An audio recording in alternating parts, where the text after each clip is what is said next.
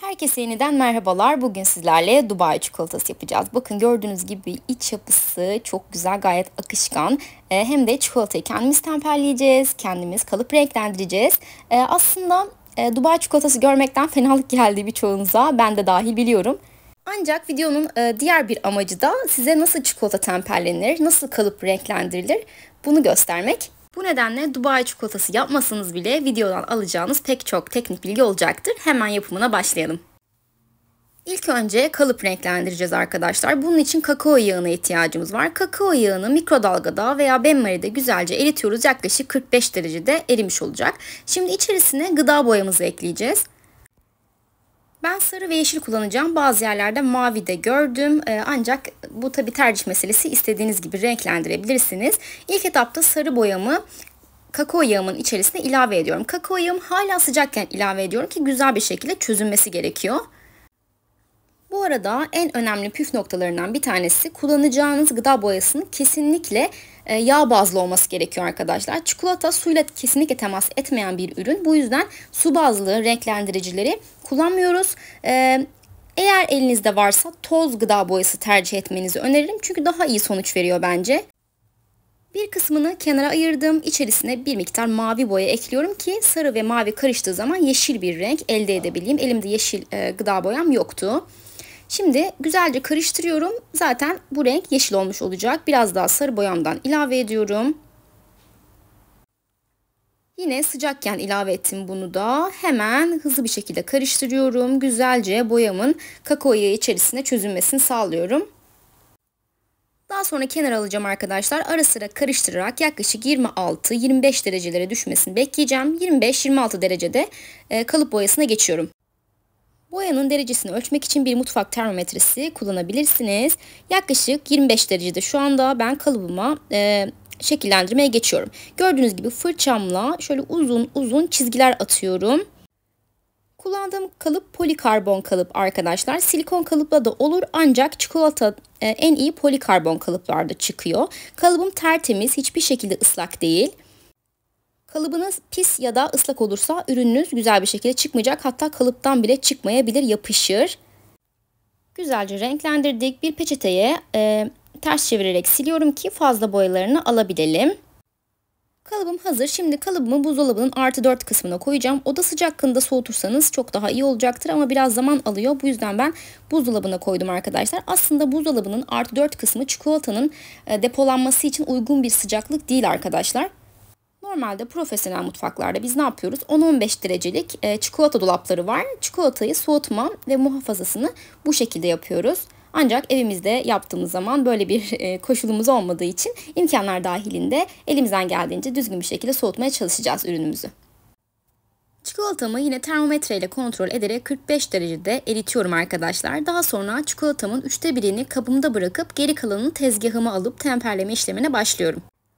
Evet, çikolata temperlemeye geçiyoruz. Sütlü çikolata kullandım. Çikolatamı benmari'de erittim ben. Mikrodalga da kullanabilirsiniz. Ancak mikrodalgada sürekli karıştırıp kontrollü bir şekilde eritmeniz gerekiyor. Çünkü çikolata çok hızlı bir şekilde yanabilir. Buna dikkat edelim.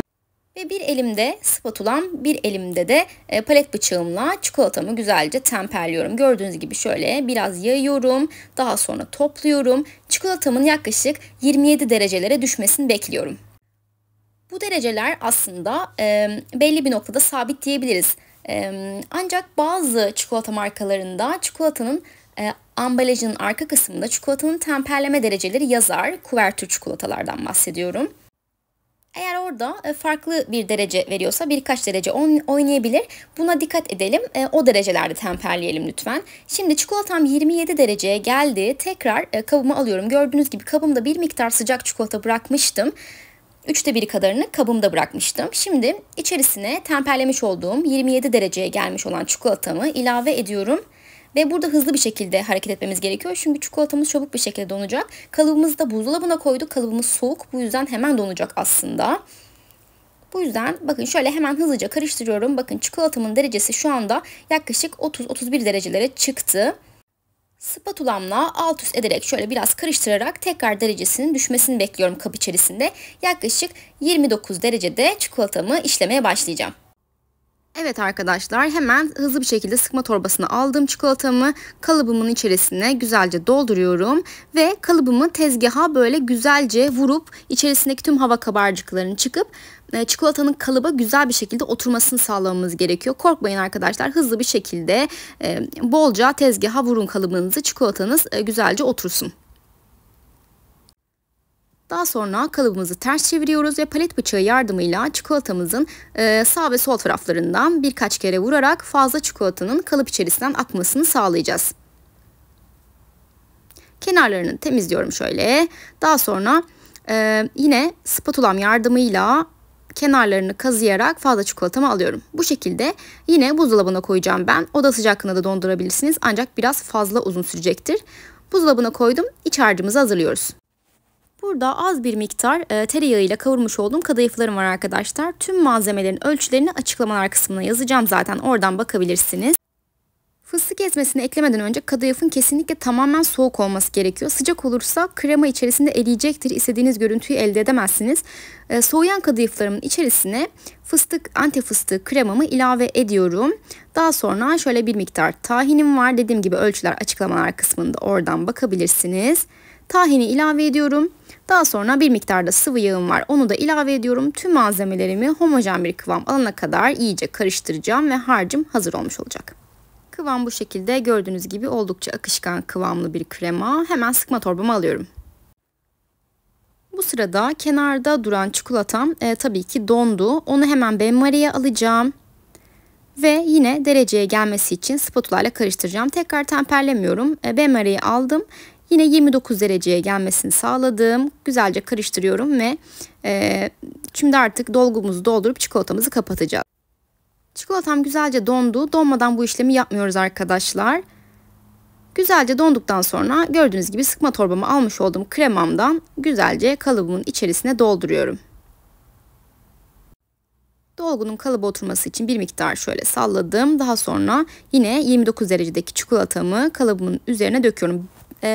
Dolgumuz biraz sıvı olduğu için böyle tek bir yerine dökmeyin lütfen. Hemen üzerine gezdirerek dökün arkadaşlar. Diğer türlü dolgu yukarı doğru kalkacaktır sıvı olduğu için.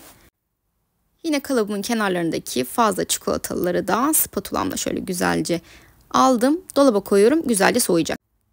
Evet arkadaşlar, çikolatam güzelce soğudu. Şimdi kalıbımdan çıkartıyorum. Bakın gördüğünüz gibi çok rahat bir şekilde çıktı. Dubai çikolatamız hazır. Ben çikolata donar donmaz hemen çıkarttım. Bu yüzden iç dolgumuz hala çok akışkan. Böyle olması gerekiyor. Zaten en lezzetli hali bence böyle. Tabii tercih meselesi. Biraz daha katı olsun derseniz buzdolabına koyarsınız. Kreması bir miktar donacağı için daha katı kıvamlı bir dolgu olmuş olacak. Elimden geldiğince videoyu çok fazla da uzatmamaya çalışarak tüm detaylarıyla paylaşmaya çalıştım sizlerle. Aklınıza takılan herhangi bir soru olursa yorumlarda buluşabiliriz. Oradan cevaplamaya çalışacağım arkadaşlar. Videomu buraya kadar izlediyseniz ve bir şeyler aldıysanız videomu beğenmeyi ve kanalıma abone olmayı unutmayın lütfen. Yeni tariflerle görüşmek üzere. Şimdilik hoşça kalın.